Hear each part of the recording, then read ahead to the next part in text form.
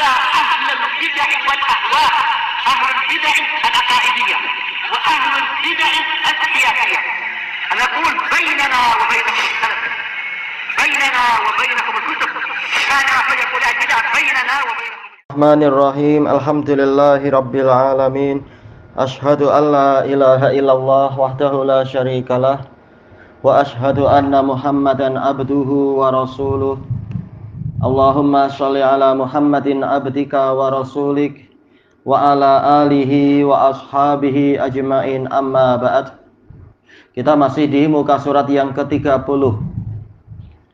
Qala Syekhuna Radman Al-Hubayshi hafizahullahu ta'ala, as-sadis, pembatal yang ke-6, khuruju damil haid.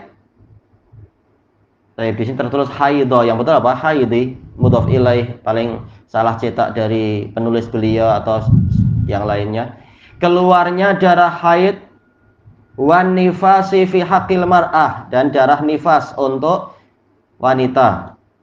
Famata ra'ad damal haid awin nifas, maka bila mana seorang wanita melihat keluarnya darah haid atau nifas, maksudnya pada dirinya, fasada saumuha, maka puasa dia batal. Sawaun fi awalin nahar am fi akhirih, sama saja itu di awal siang ataupun di akhir siang, walaupun mungkin tinggal beberapa menit. Memang ini ujian, cabaran, puasanya batal, tapi insya Allah pahalanya sempurna karena niatnya baik dan sudah usaha, hanya terhalangi udzur. Cuma dia secara syariat tetap dia harus membayar di hari yang lain. Tapi Allah tidak akan menyia-nyiakan pahala dia dan kesabaran dia tadi. Walau qablal ghurubi bilahdzah, walaupun sesaat sebelum maghrib. Baik, memang ini menyedihkan, tapi tak apa, Allah Maha Baik. Jelas apa? Batal. Tapi Allah Maha Baik, tidak akan menyia-nyiakan niat baik dan usaha wanita itu. Walaupun apa? Tetap dia harus mengganti satu hari. Wa in ahassat binti qalid dam walam yabrus. Adapun jika dia merasa darah itu mulai bergerak, namun tidak sampai keluar, illa ba'dal ghurub, kecuali setelah terbenamnya matahari, fa shaumuha shahih, maka puasa dia sah. Sudah merasa, oh ini sudah mau haid, nah, harap-harap aja mau adzan segera adzan. Nah, misalkan, baik, kalau memang adzan dan baru kemudian keluar, maka ini puasanya sah. Karena apa? Keluarnya darah setelah matahari terbenam. Adapun menjelang matahari terbenam, maka puasanya tidak sah. Baik, tapi tentunya tidak boleh dibuat permainan, muadzinnya segera aja adzan walaupun belum waktunya, tentunya keliru itu. Ini disebutkan dalam catatan kaki, diambil dari Majalis Syahri Ramadan punya Syekh Utsaimin. Baik, misalkan ada pertanyaan, gimana dengan wanita yang terpaksa operation sesar dan sebagainya? Ditanyakan pada Syekh bin Baz, kalau dia mengeluarkan bayi dengan cara operation dan dengan sebab itu tidak keluar darah nifas misalkan, apakah kemudian berarti dia terkena hukum seperti wanita yang haid? Kata Syekh bin Baz, tidak, karena terbukti tidak keluar darah nifas, misalkan terbukti tidak keluar. Baik. Adapun kalau nanti setelah itu darah nifas keluar, ya berarti apa? Memang dia tidak boleh puasa, tidak boleh sholat dan sebagainya, yaitu cuti dulu. Baik. Kemudian yang ketujuh, at-taqayyu'u amdan, sengaja taqayyu', yaitu apa? Muntah. Al-qai' huwa ikhraju ma fil mi'dah. Yang namanya muntah adalah keluarnya sesuatu dari dalam perut. Min ta'amin aw syarab, berupa makanan atau minuman, an tariqil fam, dari jalan mulut. Tahu-tahu apa? Naik lagi ke rongga mulut. Kalau tidak disengaja maka ini dimaafkan. Kalau disengaja, ini yang dibahas di sini. Walahu halatan, dia memiliki dua keadaan. Yang pertama, an yadhra'ahul qai' bi ghairi qasd, yaitu muntahnya itu mendesak dia tanpa maksud, yaitu memang tahu-tahu muncul tekanan dari perut lalu muntah tanpa disengaja.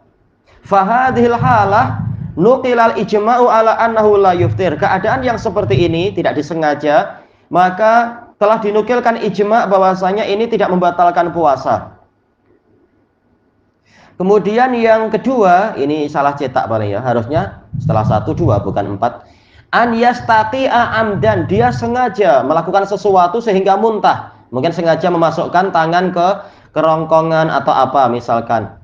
Fakhtalafal ulama, maka para ulama berselisih pendapat tentang ini.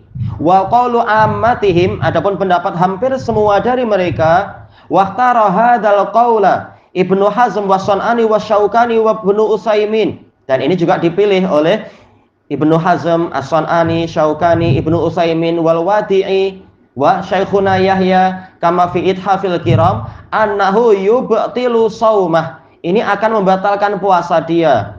Yaitu apa? Dia menyengaja. Tayyib wa alaihil qada, dan dia harus membayar yaitu apa? Mengganti puasanya itu. Faidah qala al-allamah Ibnu Utsaimin rahimahullahu taala fi majalisi syahri Ramadan, innal mufattiras tisabiqah ma adal haidhi wan nifas, ma adal haidha wan nifas. Pembatal-pembatal yang terdahulu selain haid dan nifas, wahia al-jima'u wal inzalu bil mubasyarah. Yang selain haid dan nifas berarti apa? Yaitu ada jima, ada menurunkan mani dengan sebab mubasyarah, yaitu bersentuhan, berpelukan dan sebagainya. Wal aklu wasyurub, demikian pula pembatal-pembatal berupa makan dan minum. Wa ma bi ma'nahuma, dan yang semakna dengan itu. Wal qai, demikian pula muntah. La yufattiru shaima syai'un minha, ini tidak sampai membatalkan puasa orang yang berpuasa dengan sebab itu, illa idza tanawalaha aliman dzakiron mukhtaron, kecuali jika dia melakukan itu dalam keadaan sudah tahu hukumnya, dalam keadaan dia ingat dan memilih itu. Adapun kalau tidak tahu atau dia lupa atau dia terpaksa, maka hukumnya lebih ringan. Fahadhihi salah satu syurut, kata Syekh Utsaimin, ini adalah 3 syarat untuk batalnya puasa dengan sebab tadi, yaitu dia sudah berilmu. Kalau dia masih jahil, ini dimaafkan, namanya belum tahu. Demikian pula kalau dia apa? Zakir, yaitu ingat. Kalau dia lupa, ini dimaafkan. Kemudian mukhtar, yaitu sengaja memilih itu. Adapun kalau dipaksa orang, maka ini lain. Tayyib, al-waqfatu saminata asyrah asya'un la tufsidus shaum. Perkara yang ke-18. Masalah yang ke-18, perkara-perkara yang tidak merusak puasa. Namun ini dibahas karena terkadang apa? Timbul keraguan atau perselisihan. Minha, diantaranya yang pertama al-hijamah, yaitu berbekam. Ini khilaf besar di kalangan ulama. Namun yang rajih memang tidak sampai membatalkan puasa. Makanya Ibnu Abbas, sahih dari beliau mengatakan apa? Innamal fitru ma yadkhul wala yakhruj. Yang membatalkan puasa adalah yang memasukkan sesuatu ke dalam perut, bukan apa? Mengeluarkan. Jadi kalau darah masuk ke badan, transfusi darah atau apa, ini batal. Tapi kalau tahu-tahu kita terluka, darah keluar dari tangan, dari kaki, dari mulut misalkan, ini tidak membatalkan puasa, semata-mata seperti itu. Baik. Nah, di Indonesia ada orang yang menakut-nakuti ya, barang siapa menangis keluar air mata batal puasanya. Wah, ini susah tentunya macam itu. Sampai ditanyakan. Dulu juga pernah ada sebagian abang-abang yang nakut-nakuti kita. Tadi kamu batal, kamu apa itu? Kentut, berarti batal puasamu. Nah, ini susah kalau sepanjang hari nggak kentut. Ini susah tentunya. Yang betul itu tidak membatalkan puasa. Kemudian yang kedua, ihtilamus shaim. Orang puasa lalu mimpi basah. Di siang hari tahu-tahu mimpi dan sebagainya, maka ini tidak membatalkan puasa karena ini jelas di luar rencana, di luar rancangan. Yang ketiga, ri'afus shaim, mimisan, keluar darah dari hidung. Baik, ini banyak yang ada khilaf, tapi yang betul memang apa? Tidak membatalkan puasa. Karena tidak ada dalil yang sahih yang menunjukkan ini membatalkan puasa. Wa qal'u darsih. Demikian pula tercabutnya gigi, misalkan gigi patah lalu berdarah, asalkan darahnya jangan ditelan. Kalau ditelan tentunya ini jadi minum, istilahnya minum atau makan. Tapi sekedar semata-mata berdarah, gigi berdarah, gusi berdarah, ini tidak membatalkan puasa. Illa annahu, oh tadi ada yang lupa ya, untuk yang hijamah, wa tajannubuha aula lis-shaim. Namun menjauhi hijamah untuk orang yang puasa ini lebih utama. Tunggu sampai apa? Malam hari aja. Siang hari jangan berbekam karena boleh jadi badan jadi sangat melemah. Baik, masih di nomor yang ketiga, illa annahu yajibu alaihi ayataharros. Hanya saja dia wajib untuk berjaga-jaga minad dam, dari darah yang menetes atau mengalir tadi, ayyadkhula ila halqih. Jangan sampai masuk ke tenggorokan dia. Baik, maka segera dibuang baik-baik. Sampai kurang lebih apa ini insya Allah sudah keringlah lukanya dan darah sudah tidak ada lagi, misalkan diusahakan. Kemudian yang keempat, al-ibaru ghairul mughadziyah, suntikan yang tidak mengandung gizi, betul-betul obat yang murni. Amal ibarul mughadziyah, adapun suntikan-suntikan yang mengandung gizi seakan-akan jadi makanan, fa innaha mufattiratun lis-shaim, maka dia akan membatalkan orang yang puasa. Li'annaha taqumu maqamal akli wasyurub, karena dia menduduki posisi makan dan minum. Karena isinya berupa apa? Gizi. Yang kelima, sahbud dam lit tabarruk. Sahbud dam lit tabarruk, yaitu mengeluarkan darah, menyedot darah untuk tabarruk, yaitu menyumbang, yaitu apa? Donor darah. Ada orang yang memerlukan darah lalu kita sedekahkan sebagian darah kita, mungkin satu liter atau bagaimana misalkan. Ini tidak membatalkan puasa. Karena bukan masuk tapi keluar. Watarku aula, namun meninggalkannya lebih utama, sebagaimana hijamah, karena boleh jadi badannya akan melemah kalau darah banyak keluar. Yang keenam, iktihalus shaim, yaitu memakai celak mata orang puasa, lalu apa? Memakai celak dari batu ismit atau apa. Memang ini khilaf. Sebagian ulama mengatakan boleh jadi batal karena ada sebagian alat celak itu nanti akan terasa sesuatu di tenggorokan kita, dia meresap dari mata sampai ke yaitu apa? Dari pembuluh darah di mata masuk sampai ke tenggorokan. Namun kata Syekh Utsaimin, tidak ada dalam istilah bahasa dan syariat yang seperti itu dikatakan sebagai makan. Baik, maka semata-mata pakai celak, walaupun dia merasakan ada sesuatu di tenggorokannya, ini tidak membatalkan puasa. Karena jelas niatnya bukan ingin makan atau minum celak tadi tentunya. Yang ketujuh, qatratul udhun, obat tetes telinga. Ini tidak membatalkan puasa. Walaupun ini khilaf, tapi Syekh Utsaimin mengatakan tidak ada dalam bahasa dan syariat memasukkan sesuatu ke telinga istilahnya adalah makan atau minum. Jelas itu bukan makan, bukan minum. Baik, hanya saja karena kekuatan dia, boleh jadi dia akan apa? Meresap ke sebagian pembuluh darah dan sampai ke tenggorokan. Namun jelas obat tetes telinga ini bukan makanan, bukan minuman.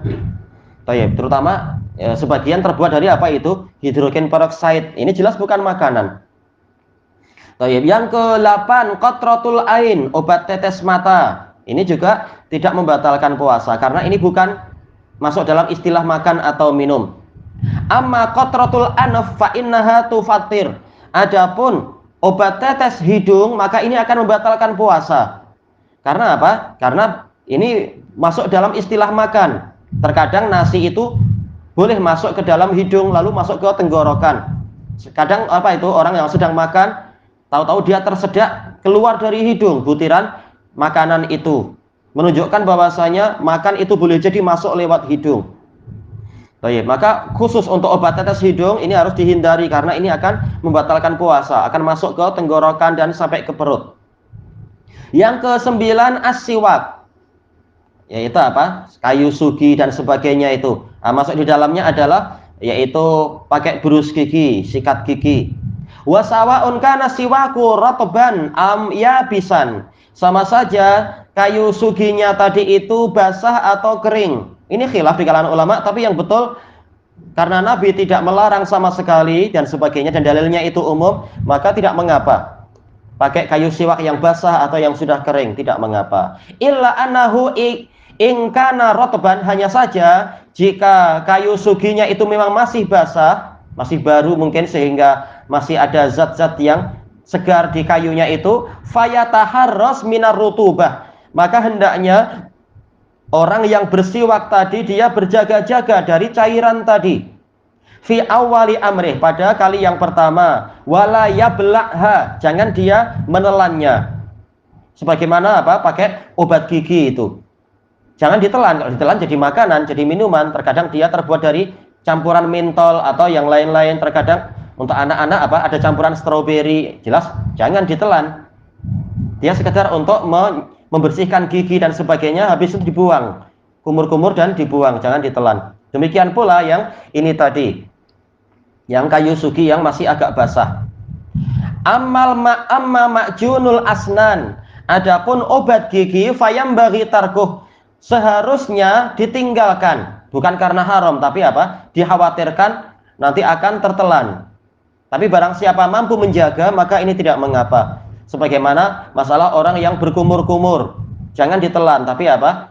Jangan menelannya tapi membuangnya. Demikian pula orang yang berenang, para ulama bilang boleh berenang ketika puasa, namun betul-betul sangat berhati-hati, jangan sampai tertelan. Jangan pakai pepatah apa itu, sambil menyelam minum air, ya itu batal puasa.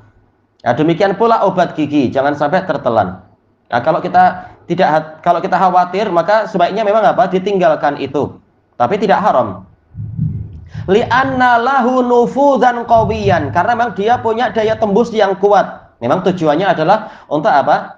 Untuk membersihkan pelak-pelak gigi dan sebagainya di antara sela-sela gigi. Memang dia memiliki kekuatan yang bagus untuk membantu. Jangan sampai dia masuk ke tenggorokan kita sehingga sampai ke perut. Makanya menghindarinya lebih utama, tapi tidak haram, tidak sampai haram.